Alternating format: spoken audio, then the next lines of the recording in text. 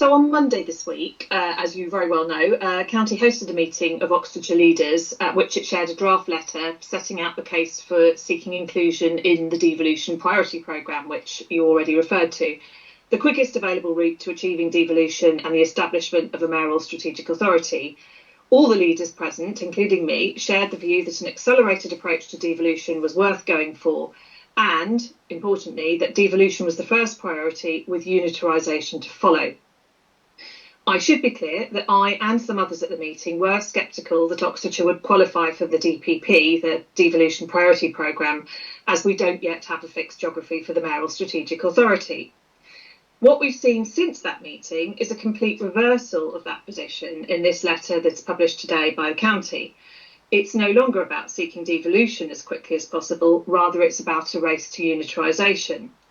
That's not what was agreed on Monday, and that's why I can't agree with this version of the draft letter to government, which is published with the Cabinet paper. I know some of the other leaders in Oxfordshire also have their reservations, though they may be too polite to say so. So let me address this request from the County Council that Oxfordshire cancel its elections in order to seek a fast track to unitarisation without looking at what might work best for our communities and others in the Thames Valley. First, may I say again, we fully support moving forward with the Thames Valley Mayoral Strategic Authority as quickly as possible.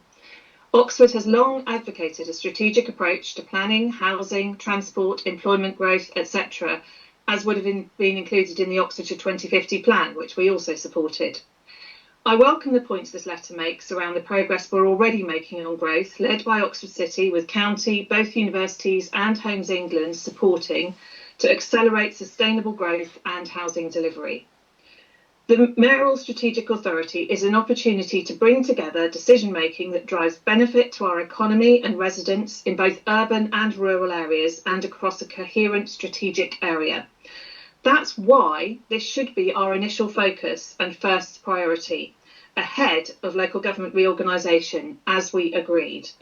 But you are now seeking to reverse that agreement. The draft letter references unitarisation across Oxfordshire, but we should remember there are a number of unitary options, including potential for geographies that join existing Oxfordshire authorities with those south of Oxfordshire.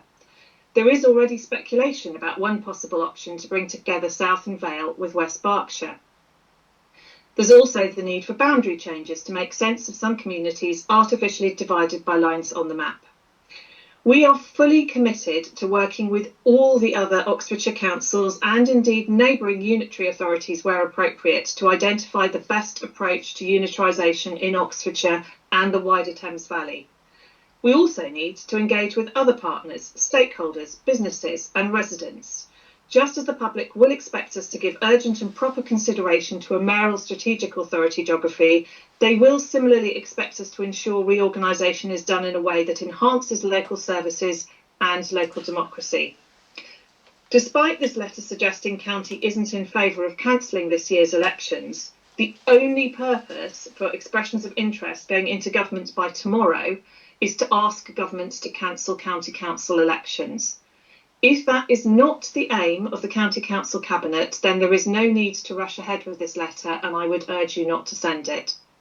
As I've said, we need to determine a Thames Valley Mayoral Strategic Authority geography before agreeing structures for unitarisation.